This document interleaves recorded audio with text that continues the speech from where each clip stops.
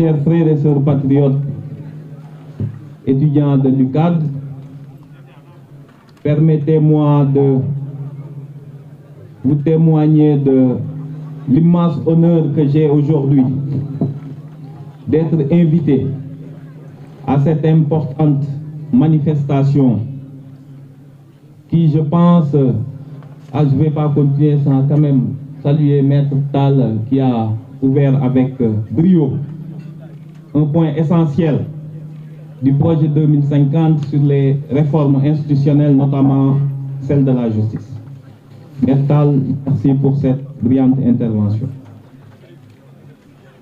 Monsieur le Président de PASTEF-UCAD, je pense que cette conférence va être le début de ce qu'on attend d'une section d'un parti politique au niveau des universités. Il faut le savoir, un parti politique n'a d'avenir, ne peut être ou doit être jauger quant à son avenir, son épanouissement et son expansion sur la qualité de ses étudiants, de sa section estudiantine. C'est extrêmement important. L'avenir, c'est vous. Vous devez en être extrêmement conscient que dès à présent, vous devez prendre le relais. Tout ce que le parti avait comme cadre, c'était mobilisé pour la lutte. Mais pour le relèvement du pays, nous avons besoin de sang neuf, d'idées novatrices, une jeunesse consciente et qui ose. On a besoin d'une jeunesse qui ose, qui n'a peur de rien. Si vous regardez un peu, il faudrait peut-être qu'on en arrive à ce stade.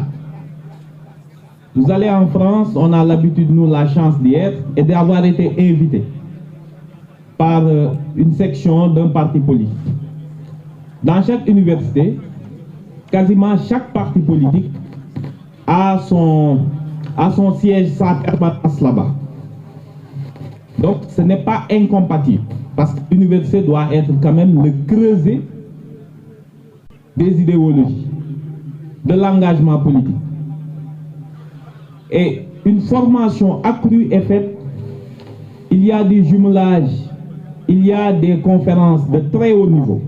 On forme très tôt les jeunes à être des responsables, à prendre part à la gouvernance. C'est extrêmement important.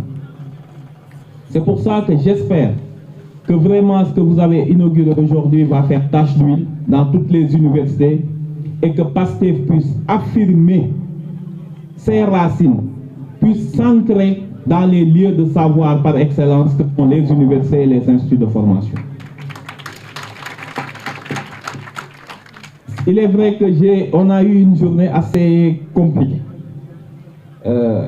N'eût été vraiment l'immense admiration qu'on voue à PASTEF-UCAD et quelques-uns de ses responsables avec qui on a eu à partager pas mal durant les années les plus difficiles. Et vous me permettrez aujourd'hui de saluer M. Daouda Dem qui est ici présent devant vous. M. Daouda Dem, nous l'avons trouvé en prison à Rebeuss. Et c'est lui qui s'occupait de la bibliothèque. Et je puis vous dire qu'il a grandement aidé les patriotes qui étaient en détention. M. Daouda Dem, vraiment, vous avez notre reconnaissance éternelle. Aujourd'hui, il m'est un peu demandé de revenir. Ça ne va pas être facile après le passage de Maître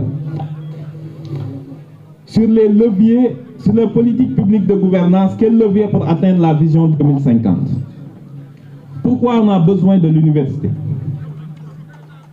Non seulement pour la diffusion de notre idéologie, mais aussi pour son ancrage et son amélioration. Vous savez, de vos thèmes de mémoire, c'est dès le choix de vos sujets de mémoire sur la vision 2050 que vous allez aider le parti à grandir, vous allez aider le parti à affiner les politiques publiques. Dès à présent, vous devez vous saisir du référentiel pour en faire des thèmes de recherche scientifique. Vous en montrerez les limites, les performances possibles, ce qu'on peut aller chercher. Donc, ne soyons pas et jamais des spectateurs du référentiel.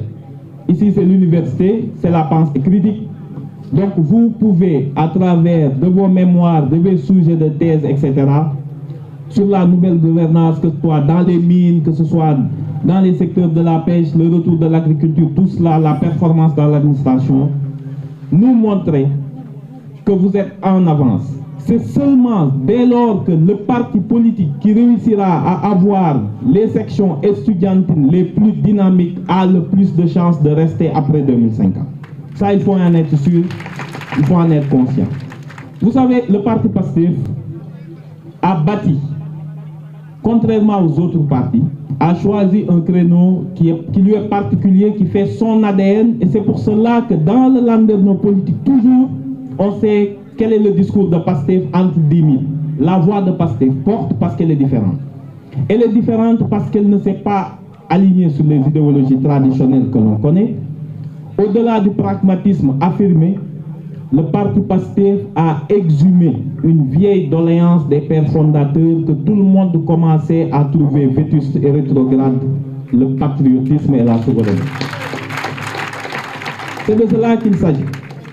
C'est pour ça que dès qu'on est arrivé avec le discours qu'on avait, on savait immédiatement nous identifier, même si parfois c'était sous des sobriquets moqueurs, de populisme, de gens qui ne connaissent rien du tout, de gens qui veulent se renfermer sur eux-mêmes.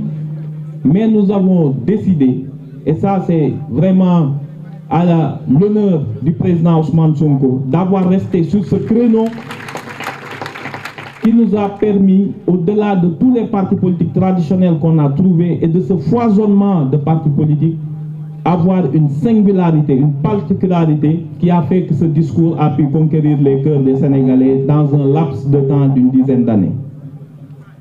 De quoi s'agit-il? D'un constat évident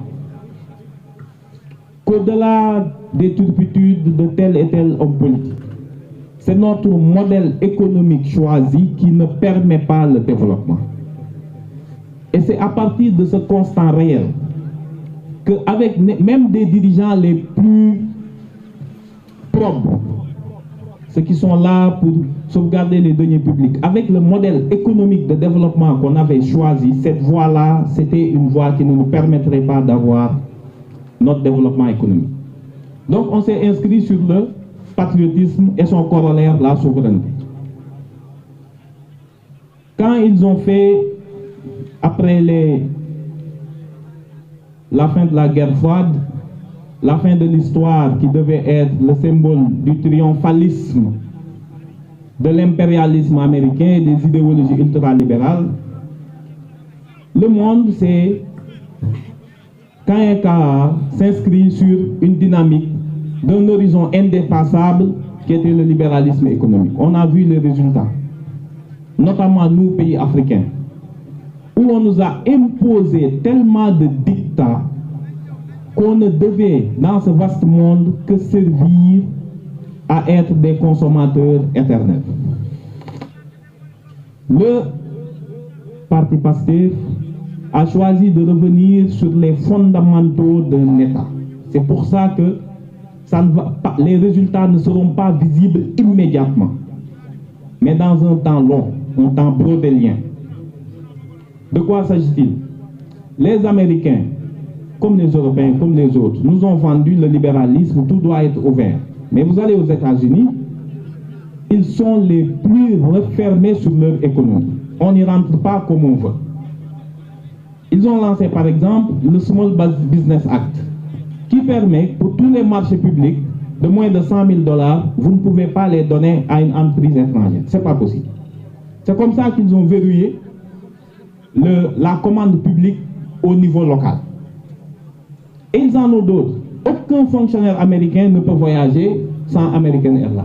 C'est comme ça qu'ils ont fabriqué, en prenant l'ouverture à l'extérieur, mais en se verrouillant, en essayant d'avoir les moyens et les leviers internes de leur puissance. Le parti PASTEF est venu après le constat amer sur la situation économique, notamment du Sénégal, et le modèle de développement qu'on a choisi, qui est un modèle inversé, où l'essentiel de la croissance est porté par le secteur tertiaire, qui, comme vous le savez, n'emploie pas beaucoup de monde.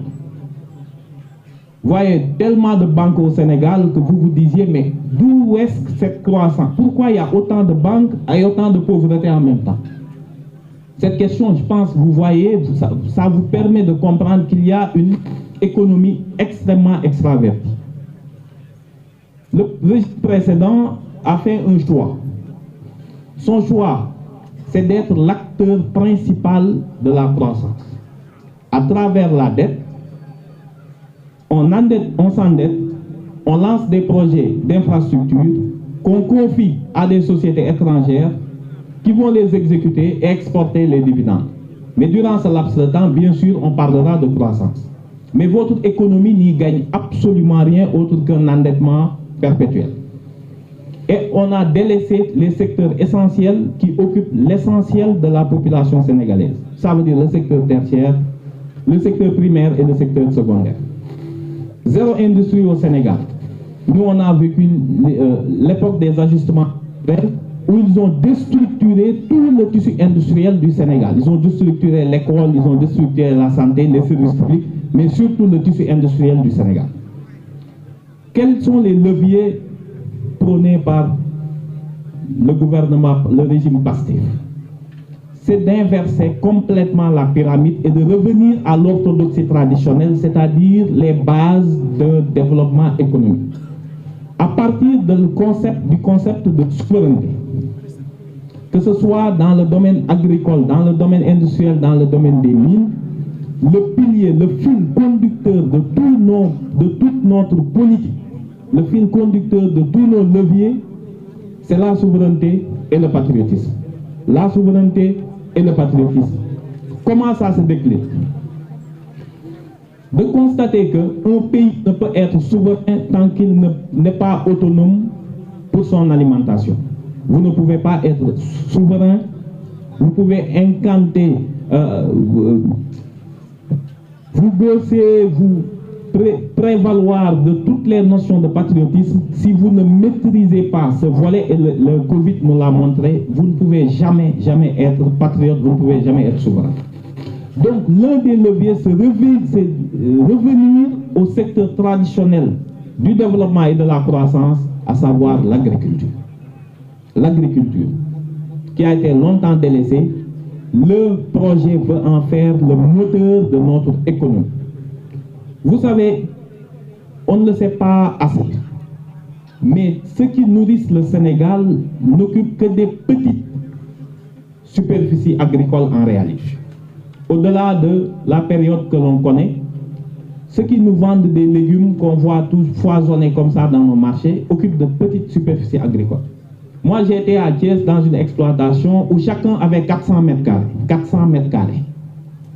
Et quand vous voyez derrière qu'il y a une multinationale qui dispose de 20 000 ou de 1000 mètres carrés, de 100 000 mètres carrés, de 10 000 mètres carrés, vous rapportez ça à 400 mètres carrés, non mais je dis 10 000 mètres carrés, 10 000 hectares, 10 000 hectares.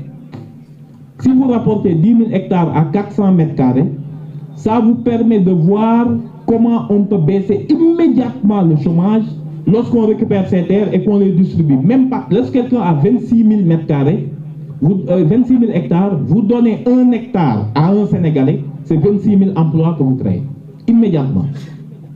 Donc il y a un levier essentiel, c'est de refaire de l'agriculture l'un des piliers de notre économie. Notre pilier, c'est l'industrialisation, à travers 2 éléments. Le premier, c'est par rapport à nos ressources naturelles.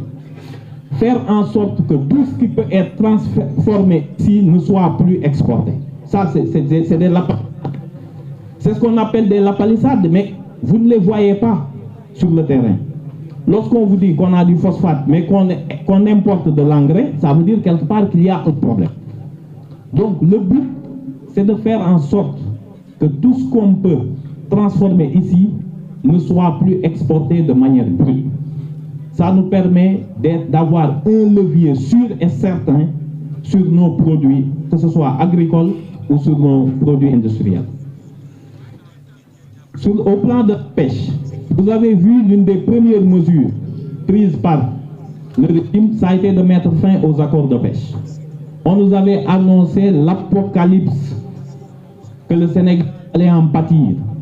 Je ne pense pas que la fin de ce contrat ait eu quelque effet sur la disponibilité du poisson au Sénégal. C'est comme ça qu'avec un discours, ils essaient de nous faire peur avec ce discours, nous disant que si vous rompez les contrats, vous aurez des répercussions qui seraient désastreuses pour vous. Le secteur de la pêche vient de le montrer, comme on verra tout à l'heure avec la fin des bases militaires, ça n'a pas mis en danger notre sécurité. Au contraire, ça nous oblige à monter en puissance pour garantir nous-mêmes notre sécurité. Monsieur le Président de l'Assemblée nationale. Sous vos applaudissements, on accueille bien Monsieur le Président de l'Assemblée nationale qui vient d'arriver. Sous vos acclamations, s'il vous plaît. Il est là ce soir. Merci beaucoup. Tchapacholi Bangi Nonou, El Malick Ndiaye Mungi Nonou, le président de l'Assemblée nationale à l'Université Cheikh Anta Diop de Dakar. Bienvenue, Monsieur le Président de l'Assemblée nationale, Monsieur El Malick Ndiaye. Domou Jolof Bangi Nonou, Acha Dalal Lenko, merci beaucoup. Merci beaucoup sous vos applaudissements. Encore une fois, c'est un honneur de vous recevoir ici à l'UCAD.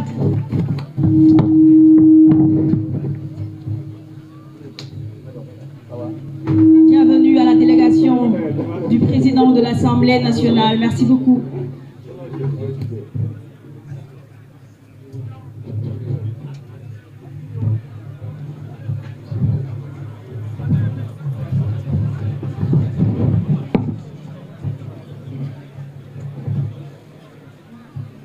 Donc nous souhaitons la bienvenue au président de l'Assemblée.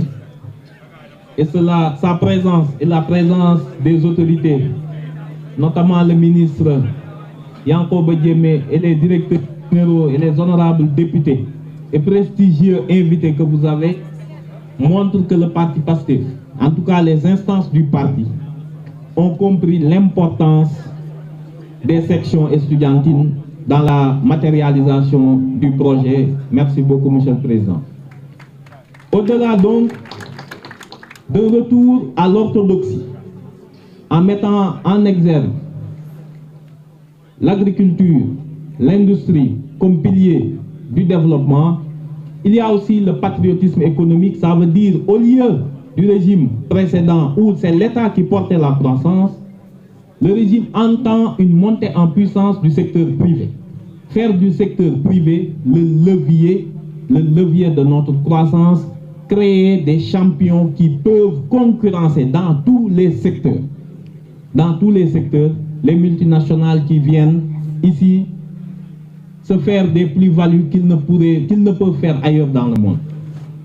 Donc c'est extrêmement important. Au-delà de ces aspects de changement de paradigme économique, il y a bien sûr le levier monétaire. Mais ça, ce n'est pas encore un levier qui a été actionné parce que cela nécessite énormément de réformes.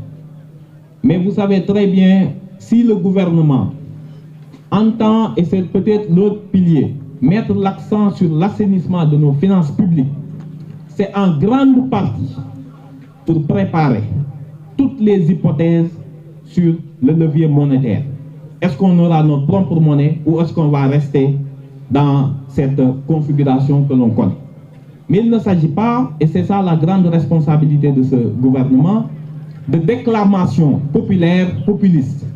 C'est de le faire en responsabilité et de dire, dans l'optique de la préparation de la question monétaire qui est essentielle, on doit assainir nos finances publiques, c'est l'un des piliers, l'un des leviers essentiels. Assainir les finances publiques, je pense que nous avons tous assisté, ahuris, choqués, estomaqués par le rapport de la Cour des comptes qui montre un pillage organisé, millimétré de nos ressources publiques, de nos deniers publics. Par des gens qui sont avec zéro patriotisme, se sont arrangés avec des multinationales pour endetter le pays, leur faire exécuter des marchés surfacturés. Et aujourd'hui, tout le bénéfice qu'ils ont tiré de ces surfacturations se retrouve dans des comptes offshore. Mais ils vivent dans un pays où il n'y a pas de route. Donc ils en payent aussi le prix. Donc l'assainissement des finances publiques est une question d'abord de souveraineté avant d'être une question de gouvernance. Si vous n'avez pas les cordons de la bourse, ce sont les institutions financières qui vont vous montrer là où vous regardez et vont même vous dicter le modèle de société que vous êtes en mesure de proposer à vos concitoyens.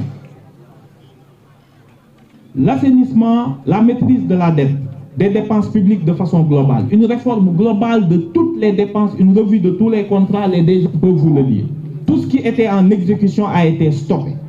On fait une revue générale de tous les contrats pour regarder tout ce qui a été surfacturé pour dégager le maximum de marge de manœuvre. Il y a la renégociation de tous les contrats miniers de ce pays.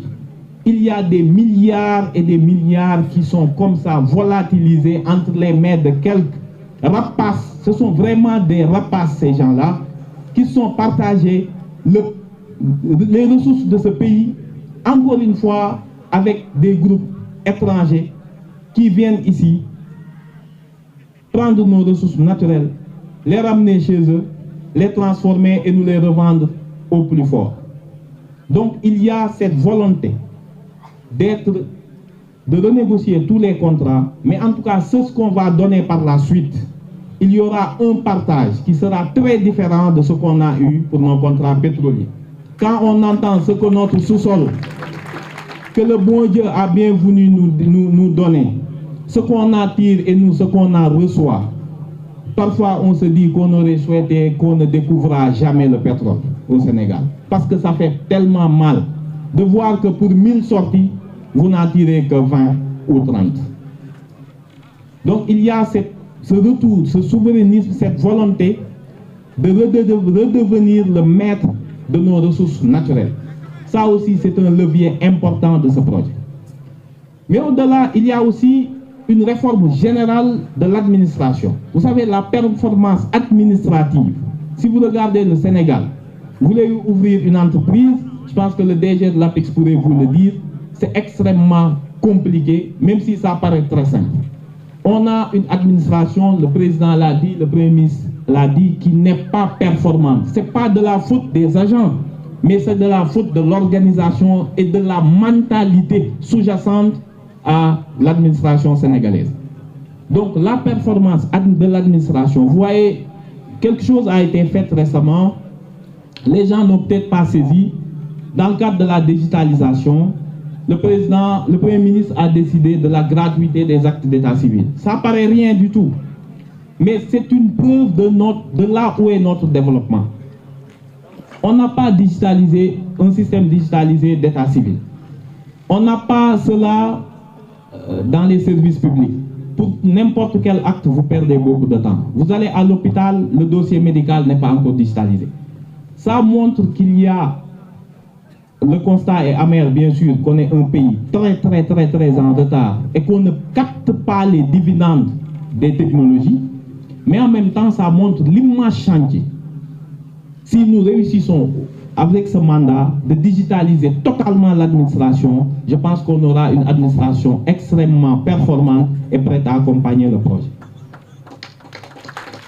S'agissant des ressources publiques, vous savez, l'évasion fiscale, le rapport de la Cour des comptes en parlait, les exonérations fiscales, le Sénégal qui est très pauvre se permet le luxe de perdre énormément de milliards dans des exonérations fiscales données tous azimuts sans aucun contrôle.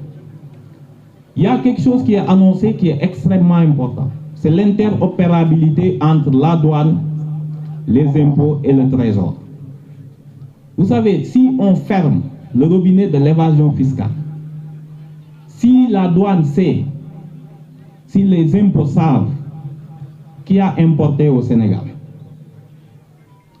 si les impôts sont au courant de l'activité économique souterraine qui est beaucoup plus importante que l'activité réelle, formelle, je pense qu'il y a des niches de 1 milliard qui seront recouvrées par le Trésor public. L'assainissement des finances publiques par une maîtrise de la dette, l'assainissement de nos finances publiques par des marges de manœuvre, par la fin des évasions fiscales et des niches fiscales non rentables. Je pense que la revue générale de tous les projets, une meilleure négociation des contrats miniers, l'agriculture comme pilier de notre économie, l'industrie, plus un secteur privé qui va monter en puissance et qui sera le moteur du développement soutenu, aidé, financé et appuyé par l'État du Sénégal pour non seulement faire jeu égal ici au Sénégal avec les multinationales et conquérir des parts de marché dans la sous-région. Plus une administration performante, des programmes scolaires revus pour s'adapter aux technologies de l'IA et des bouleversements que cela entraîne, une population qui, à travers des dirigeants vertueux, des dirigeants patriotes, vont redécouvrir le sens de l'honneur et de servir leur pays. Tout ce cocktail, nous le savons tous, d'ici 5 ans, va produire ce que les pères fondateurs ont toujours rêvé, le développement harmonieux du Sénégal. Je vous remercie. Merci beaucoup, honorable député Amadouba. Une très belle exposition. Alors, nous avons retenu